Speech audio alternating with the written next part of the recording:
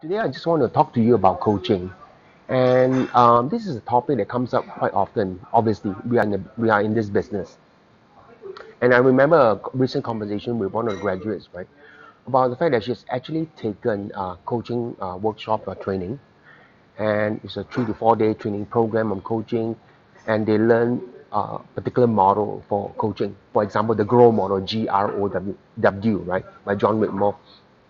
And she said that at that point in time, when she was trying to apply that model in their workplace, it did not work. And so I started to go into a little bit more thinking, a deeper thought about why. Why, when you actually just use a model, a technique or model of coaching, and why it didn't work, right? So I immediately respond to her, well, in order for the model to work, something else has to change first. Some transformation has to change first.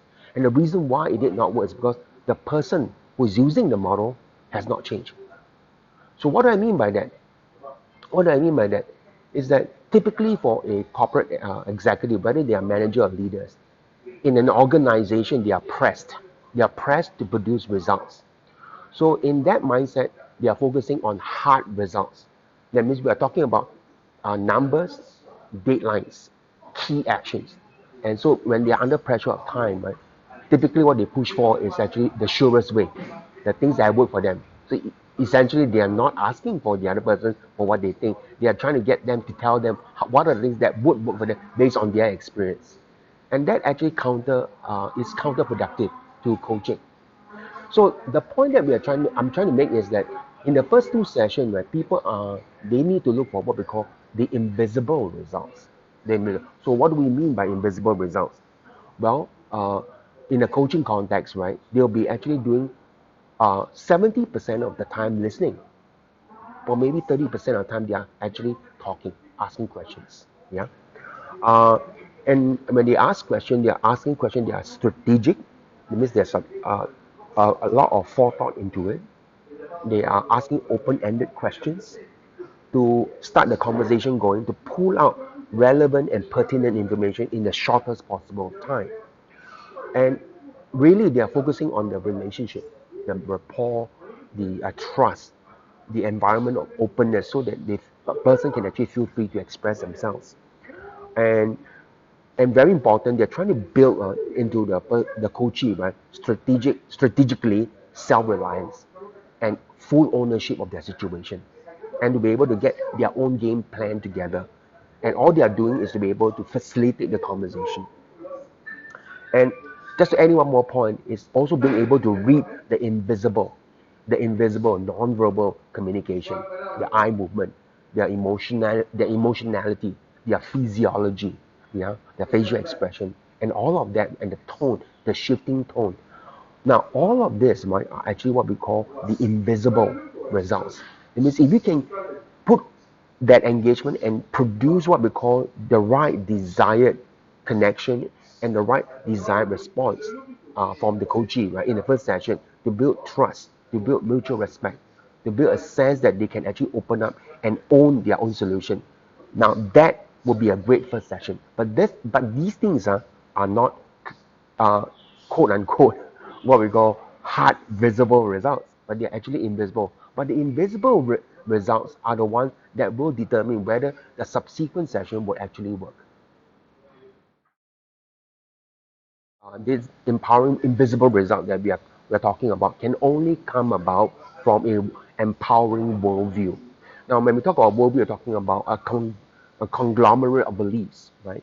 That means the mindset of the coach, right, has to change, has to have certain belief system in place in order for them to be able to produce these invisible results.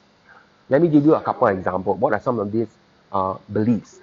That one, people already have all the resources they need to make change. And that's a tough one for a lot of people, that people already have the answers. Yeah. Uh, and the other part is all experiences are useful. Whatever people have gone through, all experiences are useful. That includes the failures, the unsuccessful ones, and not just the successful ones. All experiences are useful. But the key is, how do we actually learn from these experiences and turn it into what we call actionable, so-called points that we can actually use. And in a coaching setting, diversity is welcome and encouraged. Uh, so the idea is to be able to turn these differences in a way that is actually directionalized and to unify them in some way, right? Uh, and people are far more resourceful than you think that they are. And so the intelligences that we are looking for, right, or the capabilities that we are looking for is not just in their head, but also coming from their heart, coming from their actions, coming from their behavior, and coming from their sense of purpose, right? Uh, and this one is actually known by a lot of coaches is good answers or good solution come from good questions. Yeah, but I think a lot of time the questions are aimed at the head. It means it has to be something that they are able to think. But actually, the answers can also come from their heart, can also come from their what we call their body, can also come from their spirit, right? It means a sense of purpose.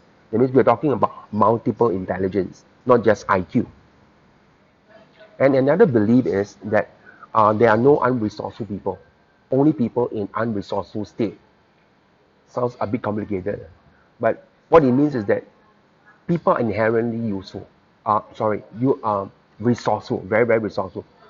But there are times people are not able to get in touch with resources because they're in a very bad state, right? Right. So when people are in a very bad state, right, that doesn't mean they are not resourceful. They're just not able to access it. In other words, when we help them to change their state, they can actually access their resources. Yeah. So, and the next one is a big challenge, finding the positive intention behind people's negative actions. That means there's a presupposition here or belief here that behind every behavior there's a positive intention. Why is that important? Because when we understand the positive intention, it's a lot easier to be able to help the person change their negative behavior. Yeah. So living and executing these mindsets or beliefs of empowering coaches, right, takes time. It's not something that you can, you know, do a magical process, right? Or attend a 1 hour workshop, or watch a video or YouTube or something that's fast food style, right? You have to be able to live it, breathe it, walk with it, practice it on a daily basis.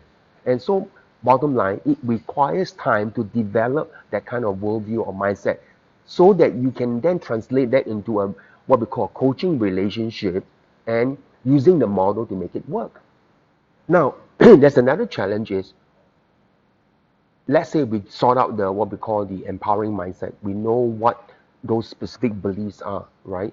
There's another challenge that is regarding about translating all these beliefs, right, into actionable behaviors, right? So this belief, this understanding, right, is in the head, but how do we go about turning these what we call understanding, right, into strategic actions, behaviors, and emotion, so that we can actually rely on them in actual situation. Now, I have a lot of conversation with past graduates, and largely, these transfer translating what we call empowering beliefs into behaviors is largely unknown. Maybe what they'll say is practice, talk, hold this in mind, practice it as often as you can, and that's easier said than done, you know. But the question is how? How do we go about doing that? That's why in mind transformation, we actually make time. We make time so that people have to be able to incorporate this empowering belief, right, into their behavior, into their thoughts, into their feelings. And so we create very meaningful, strategically, uh, strategically and intelligently, right, crafted exercises so that people, when they do these exercises, they see what we call these beliefs in action. They are able to hold what we call the right imagery. They have a visual reference. They are able to know the right targeting their language in a particular way. They're able to hold a physiology on their emotional state in a particular way. So they rehearse that over and over again in exercises that we craft specifically to be able to help them turn these beliefs into actionable behaviors. And these actions, right, are actually not just for classroom sake, but they are actually going to be usable in their daily life, in their work.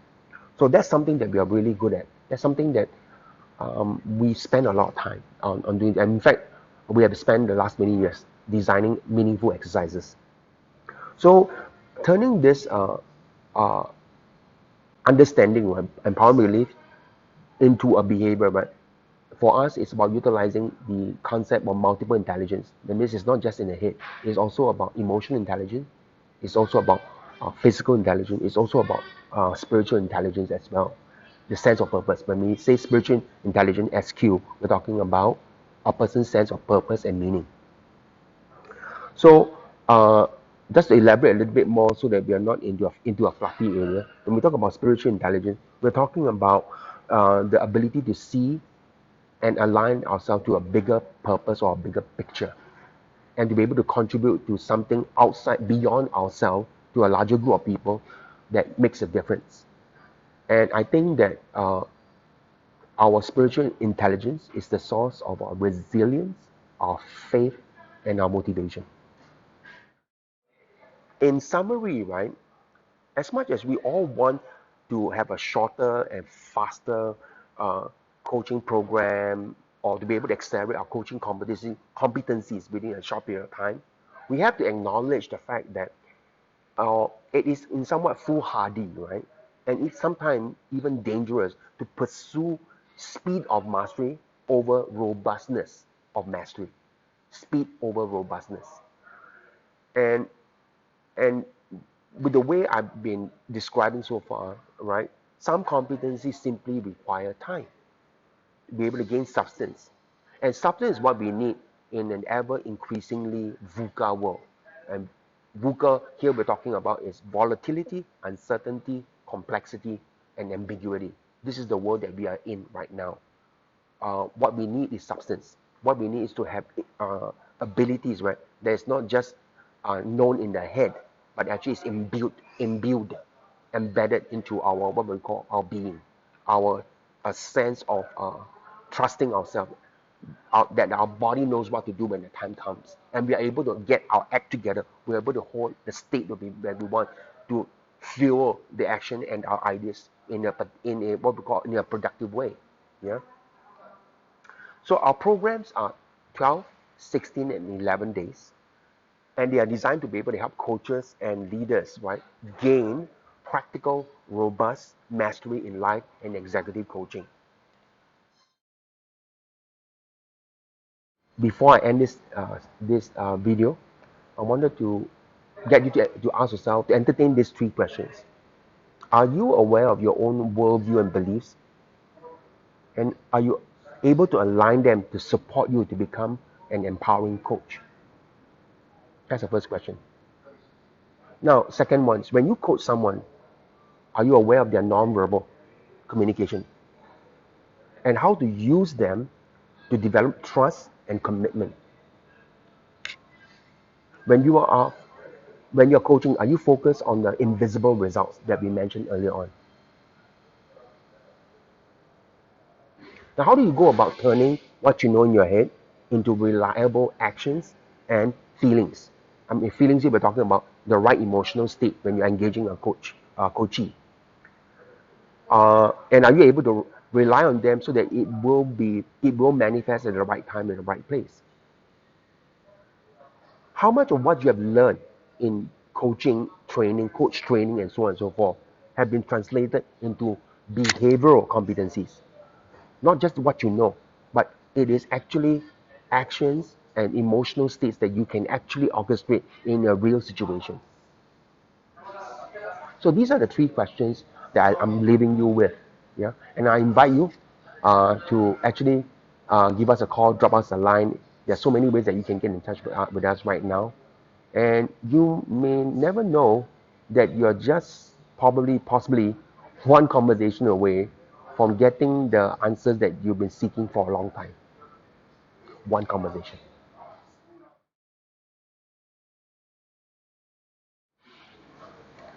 Hi, you're still here. Okay, great. I just thought of something that I missed out earlier on, and that is there will be a series of coaching videos that are coming up, and it's going to be delivered by our Mauritian partner. His name is Manish Bandan, and he's a HR director of a huge conglomerate in Mauritius. He'll be talking about four specific coaching scenarios in an organization. They are transition coaching, relationship coaching, team coaching, and performance coaching.